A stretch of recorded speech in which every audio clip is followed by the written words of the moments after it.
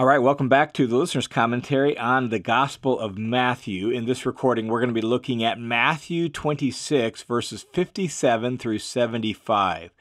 And in context, Jesus has just been arrested, and over the next several sections, what we'll get is snapshots of Jesus being questioned and mocked before various authorities, religious authorities, as well as governing Roman authorities. And Matthew's account of these so-called trials is actually rather brief. And each gospel writer includes various details, a little bit different from each other. And from putting it all together, here's what's going to happen over the next several hours. First, Jesus is going to be tried during the nighttime before the Jewish authorities. Then he's going to be taken to Pilate, and then Pilate is going to send him to Herod Agrippa, although that's not mentioned in Matthew. And then finally he's going to go back to Pilate, where final condemnation for execution will be pronounced. And as you read through these scenes, pay attention to a couple of things. The charges made against Jesus, we need to pay attention to those because it ultimately is going to focus on Jesus as king. We also need to pay attention to Jesus' silence and Jesus' words. And we need to notice that Jesus only speaks when the issue of his identity as king comes up. And we also want to pay attention to Pilate's attempts to release Jesus. All of that begins here in this episode with Jesus being interrogated by the Jewish authorities. Matthew arranges this account in two parts. First, what happens to Jesus before the authorities, and second, Matthew tells us what happens to Peter at the same time. And again, in telling it this way, Matthew paints a very clear contrast between Jesus and Peter. And he does so really as part of his manual for discipleship to be instructive to us. So look at verse 57. We begin with Jesus before the Jewish authorities. Those who had arrested Jesus led him away to Caiaphas, the high priest, where the scribes and the elders were gathered together. Now, John in his gospel adds the detail that he was first taken to Annas. Matthew focuses purely on Caiaphas because that's really where the majority of the action takes place. Caiaphas was the legal high priest. Annas was his father-in-law, and Annas still had some power, kind of like residual formal power, even though the Romans had deposed him and promoted Caiaphas as the high priest. So Caiaphas is the legal high priest, and that's why Matthew focuses on that. And so he's been brought to the high priest, the one with legal authority to deal with the situation. So after they arrest Jesus on the side of the Mount of Olives at the Garden of Gethsemane, they bring him into the city, into the courtyard of Caiaphas the high priest. Then Matthew tells us this in verse 58. But Peter was following him at a distance. Remember, Matthew noted that when they arrested Jesus, all the disciples scattered and fled. So here's Peter now in the dark, kind of creeping behind at a distance, and he's following there as far as the courtyard of the high priest. So he himself actually comes into the city, comes into the courtyard of the high priest after the fact, on the sly, to see what's happening. And he came inside and he sat down with the officers to see the outcome. And so Peter, who just a couple hours earlier had said he was ready to go to prison, ready to die with Jesus necessary, is now kind of sneaking in the dark, seeing what's going to happen, and kind of being on the down low, on the sly, trying to keep his distance, but he does want to watch and see what's going to happen. Verse 59, now the chief priests and the entire council kept trying to obtain false testimony against Jesus so that they might put him to death. They have a very clear objective, very clear goal. They want to get rid of him, so they're looking how they can put him to death, and they're looking for false testimony in order to try to do that, put him to death. Verse 60, they did not find any, even though many false witnesses came forward. All of this highlights the fraudulent nature of this so-called trial. Even though it's night, the whole council is there, which was contrary to Jewish law. They're not looking for the truth, but just for enough testimony to kill him. They have false witnesses ready and prepared, even though it's the middle of the night, and they still can't find anything solid. Finally, two more false witnesses come forward. Look at the second half of verse 60. But later on, two came forward, that is, two false witnesses came forward and said, this man stated, I'm able to destroy the temple of God and rebuild it in 3 days. We actually heard that statement from Jesus as recorded in John chapter 2, verse 19, about tearing down the temple. But he was talking, it says in John, about the temple of his body. But they're using this now as he threatened to destroy this whole temple, which was so central to their identity. Well, the high priest takes that false charge, and here's how he responds in verse 62. The high priest stood up and said, "Do you offer no answer for what these men are testifying against you?" But Jesus kept silent. In all of the Gospels, Jesus is silent until the charge focuses on his claim to be the Messiah and the Son of God.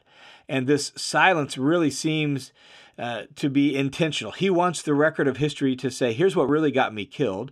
And this silence really fulfills the words of Isaiah 53:7, where it describes the suffering servant, the Messiah, as one like a lamb before its shearers is silent. And so Jesus kept silent. And the high priest said to him, "I place you under oath by the living God. Tell us whether you are the Christ, the Son of God." Now, at this point, we get actually the key issue. This is what the issue is. And so when he places him under oath, says, answer this question. Are you the Messiah? Are you the Son of God? And Jesus, in verse 64, said to him, now he speaks, because now the focus is on his identity. You have said it yourself. Jesus affirms that his identity is the Messiah and the Son of God. He affirms that's who he is. And then he says this, you've said it yourself, but I tell you, from now on, you will see the Son of Man sitting at the right hand of power, coming on the clouds of heaven. And so he affirms his identity. And not only that, then he adds to it this reference from Daniel chapter 7, emphasizing his authority and his status and his glory. One commentator actually describes this as, in some regards, almost defiant. It speaks of his vindication and honor by God. You can reject me, you can kill me, you can do your worst to me, but from now on, I will be sitting at the right hand of the power on high and coming on the clouds of heaven. And again, this is from Daniel chapter 7, where Daniel sees this vision. Let me read it to you. Daniel 7 says, I kept looking in the night visions, and behold, with the clouds of heaven, one like a son of man was coming, and he came up to the Ancient of Days. Notice where he's coming to. He's not coming towards earth. He's going from earth into heaven to the Ancient of Days, and he was presented before him. And to him was given dominion, honor, and a kingdom, so that all the peoples, nations, and populations of all languages might serve him.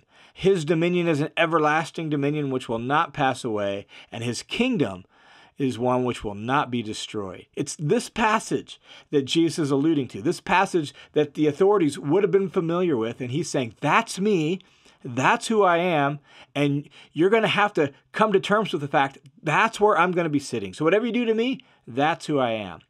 Well, the high priest, when he heard these words, did not buy it. Verse 65, then the high priest tore his robes, which was a sign of really disgust, a sign of abhorrence. He tore his robes taking the cuff and just ripping the cuff of his robes and said, he has blasphemed.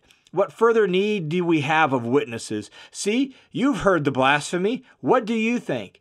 And they answered, he deserves death. And so at this point, Matthew essentially says, let the record of history show that Jesus was condemned not for revolt, not for revolution. He was condemned for affirming who he was. And then the Jewish rulers not buying it, not believing it. And so after this charge of blasphemy and the pronouncement that he deserves death, the story continues like this, verse 67. Then they spit in his face and beat him with their fists, and others slapped him and said, prophesy to us, you Christ, you Messiah. Who's the one who hit you? And all of this shows complete disdain for who Jesus is, complete mockery for his claim to be the Messiah. Now, while all of that was happening to Jesus, here's what's happening to Peter, verse 69. Now, Peter was sitting out in the courtyard. And so now this is a parallel scene, right? We have Matthew has just described what's been going on with Jesus over the last little while. Well, now this is running parallel to that. Here at the same time all that's happening to Jesus, here's what Peter is dealing with. So Peter was outside in the courtyard, and a slave woman came to him, that is a servant girl, came to him and said, "You too were with Jesus the Galilean." But he denied it before them all, saying, "I don't know what you're talking about." Remember how bold Peter said he was going to be? How when Jesus said that they'll all be scattered, Peter, with full of bravado, said, "Never." Well, now, here in this moment, in the dark, not to anybody of like clout and authority or power, but to a servant girl, Peter denies knowing Jesus.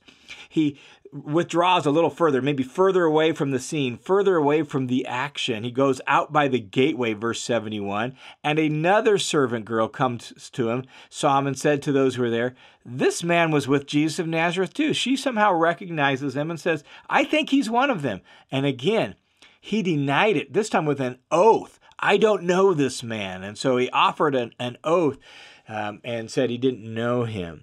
And then, verse 73, a little later, the bystanders came up and said to Peter, "You really are one of them as well, since the way you talk gives you away." And he began to curse and to swear and insist, "I don't know the man." And so with all the vehemence as he can, he protests, "I don't even know who this guy is." And it seems that Galileans had sort of a distinct accent, and that's what they're getting at she says, "The way you talk gives you away," that his accent clearly indicates he's a Galilean. I think this is one of them, and he insists he's not. And immediately a rooster crowed. Peter is somewhere in the courtyard of the high priest, and this rooster crows here as night wears on, and now we're getting late in the night, early in the morning. And Luke actually adds the detail that Jesus too heard the rooster crow, and he turned and looked at Peter. What was in that look, right? What did his eyes communicate? Well, we're not told. In fact, here we're not even told about that little detail, but we are told how Peter responded. Look at verse 75. And Peter remembered the statement that Jesus had made. It's only been a handful of hours. Peter remembered the statement that Jesus had made, "Before a rooster crows, you will deny me 3 times. And he went out and wept bitterly. Peter's bravado in the upper room and on the way to the Mount of Olives all quickly evaporated in the courtyard of the high priest. Right? In the garden, he had been sleeping rather than praying. In the garden, he tried to pretend like he was courageous and break out his sword, and he's going to fight for Jesus. But it didn't take long now for the hour of testing to reveal his overconfidence. He wasn't nearly as loyal as he thought he was. He didn't have the ability to stand firm like he thought he did. And how, like Peter, we often are. Loyal until temptation flirts with us. Faithful until frustration and fear or whatever hardship hits. And we too need to learn the lesson that Peter himself needed to learn, that we must watch and pray so that we may not succumb to testing. And so now Peter weeps in sorrow, in heartache, in regret, in disappointment. And from what we can tell later in the story, he weeps in repentance. He realized the error of his ways. And as we noted at the outset, Matthew has painted a very clear contrast between Jesus and Peter.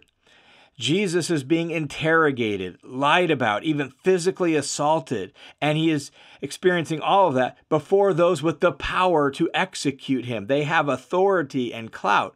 And yet Jesus is composed and under control. He actually chooses when he's going to speak and when he's going to be silent. He refers to Scripture to ground his identity in who he is. He is completely in control of himself in the midst of a very difficult situation. But Peter is being accused by bystanders and servant girls, and he repeatedly denies even knowing Jesus. He even emphasizes it with oaths and cursing. Peter had proudly and boldly asserted his undying loyalty to Jesus just a few hours ago. And now all of that comes crashing down around him. And so, here's Peter in the courtyard denying that he even knows Jesus. Jesus, on the flip side, affirms his identity to the very rulers who have the power to do something about it. It's not because it was easy for Jesus. We saw the anguish in the garden, right? He was deeply grieved and troubled. But Jesus is prepared. His will is set to God's will, and he's prayed to handle the hour of testing. But what did Peter do? Peter slept. And the spirit was willing to be loyal to Jesus, but the flesh was too weak. And so we end this scene with Peter weeping bitterly as he recognizes his disloyalty to his friend and his king.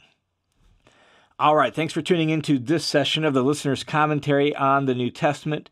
The Listener's Commentary is a listener-supported, crowd-funded Bible teaching ministry that's made possible by your generous support. So thanks a ton for supporting this ministry. God is using it to bear fruit in the lives of people all around the world. So if you've been blessed or impacted in some way by this ministry, would you prayerfully consider joining the team of supporters so that this ministry can continue to grow and can continue to bear fruit in the lives of people who are studying the Scriptures together with us? Thanks a ton for your support.